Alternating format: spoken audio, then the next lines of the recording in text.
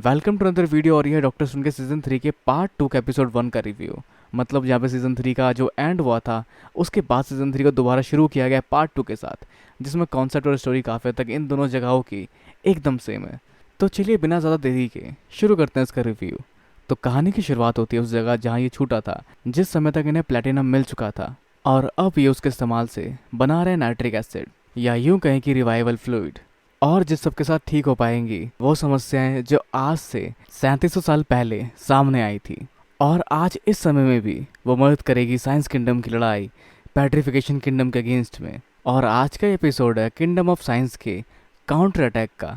तो अभी इनके पास नाइट्रिक एसिड है तो उसके इस्तेमाल से लोग बना सकते हैं गन पाउडर और गन बना के उनसे लड़ सकते हैं।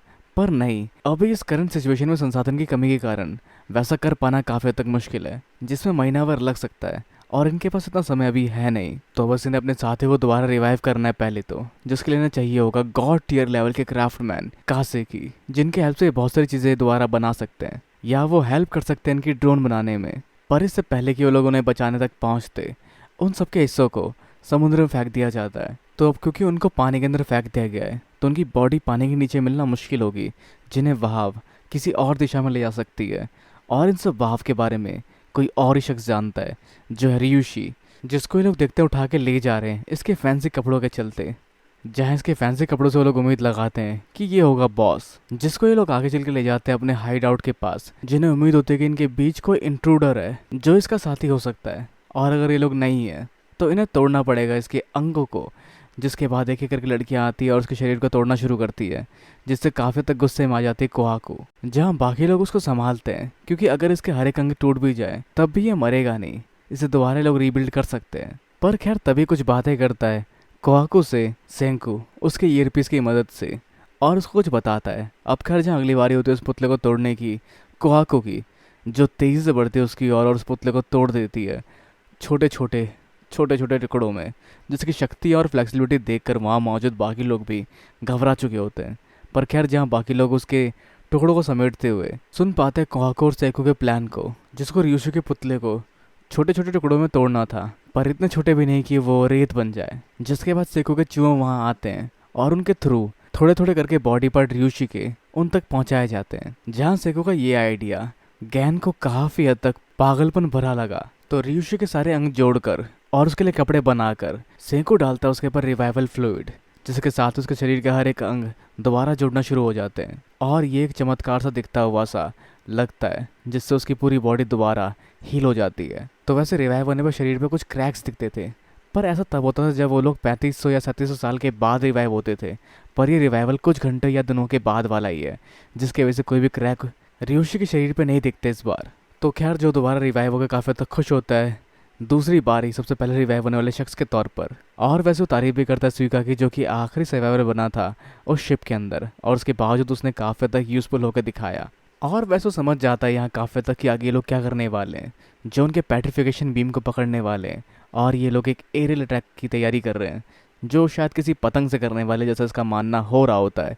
पर तभी इस बीच सामने आती है ड्रोन वाली बात, जिससे इसके भी तोते उड़ जाते हैं। तो खैर आगे जो चीज़ इन्हें चाहिए वो है इनका माहिर क्राफ्टमैन, जिसके लिए लोग पहुंचते हैं कोस्ट के पास, पर जहाँ सिक्योरिटी इनके जहाज़ पर काफ़ी तगड़ी होती है, जो काफ़ी तक इंडिकेट कर रही है कि इनको शक है कि इनके बीच में कोई इंट्रूडर है। पर खैर जिस सब के बावजूद ये इस जगह दिन के समय क्या कर रहे हैं, ये रात को भी तो यहाँ आ सकते हैं।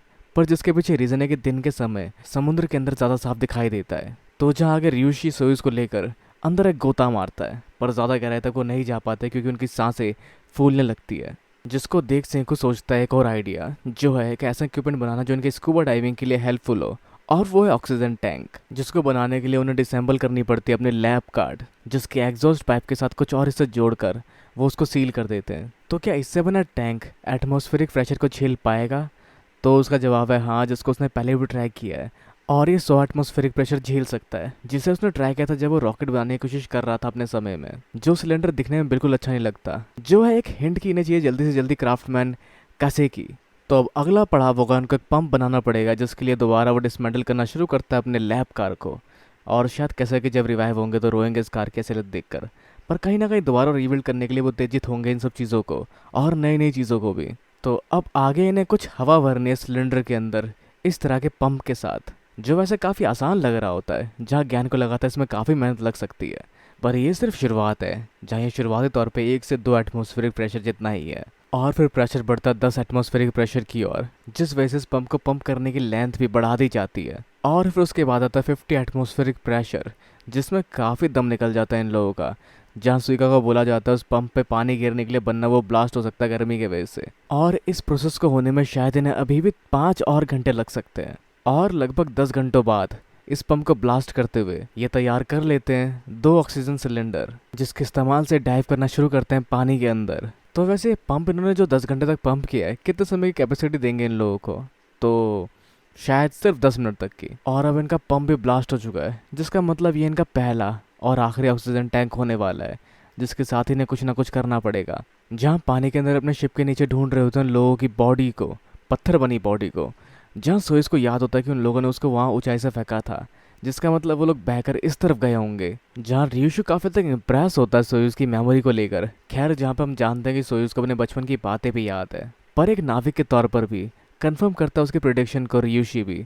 और बढ़ते वो लोग उस तरफ जहाँ देखते हैं गहराई में अंधेरे के पास सभी लोग पाए जाते हैं, जिसकी कंफर्मेशन देने के लिए वो लोग 3 जेलीफिश पानी से सरफेस पर फेंकते हैं। जहाँ इन तीनों का अलग अलग मतलब था, मतलब अगर एक जेलीफिश फेंकी गई तो कुछ लोग उन्होंने ढूंढ लिए हैं, अगर 2 जेलीफिश फेंकी गई तो कासेकी भी मिल गया है, 3 जेलीफिश फेंकी गई तो उन्होंने सबको ढूंढ लिया है। तो अभी सबको बचा सकते हैं, पर पहले इनकी प्रायोरिटी होगी क्राफ्टमैन को रिवाइव करना, ताकि सबको बचाने का जुगाड़ ये लोग कर सकें। पर वो क्राफ्टमैन रेत के बीच में फंसा होता है, जिसको खींच के बाहर निकाल पाना इनके लिए काफ़ी मुश्किल होता है। और उस समय तक इनके पास सिर्फ 4 मिनट तक की ऑक्सीजन बची होती है। तो इसका मतलब ये समझ चुके होते हैं कि वो अकेले उसको बाहर नहीं निकाल सकते, इन्हें कोई और भी चाहिए होगा, जिसको लेकर कुछ संदेश भेजता है वहाँ से रियुशी सेको की ओर। जो संदेश रास्ते खींच खींच के वो भेजता है, जिसको लोग डिकोड करने की कोशिश करते हैं, जहाँ पर एक शब्द उन्हें समझ आता है जो होता है जेड। पर इनके पास ज़्यादा समय नहीं है और ये नहीं समझ पाता कि क्या वो कहना चाहता है। पर जहाँ ज्ञान दिमाग लगाता है और इस क्रिटिकल सिचुएशन को यूज़ करते हुए जेड से मिलता जुलता जापानीज शब्द को देखता है, जो काफ़ी तक रिजेंबल करता है रिवाइवल फ्लूइड को, और वो उस रस्सी के साथ रिवाइवल फ्लूइड को उनकी तरफ फेंकते हैं, जिसके बाद वो रिवाइवल फ्लूइड लेकर बढ़ता है ताइजू की ओर, ताकि उसको रिवाइव करने के बाद इन्हें एक बंदा और मिल जाए। पर अगर ये रिवाइवल फ्लूइड पानी में फेंकेगा तो सारा रिवाइवल फ्लूइड पानी के साथ ऊपर बह जाएगा, ताइजू के ऊपर कुछ भी नहीं करेगा। पर जिसको भाप चुका होता है पहले रियुशी, और अपने ऑक्सीजन मास्क को निकाल कर वहाँ पे वो हवा का प्रेशर बनाता है नीचे से ऊपर की तरफ, और उसके बीच में रिवाइवल फ्लूइड का इस्तेमाल करके रिवाइव करने की कोशिश करता है ताइजू को।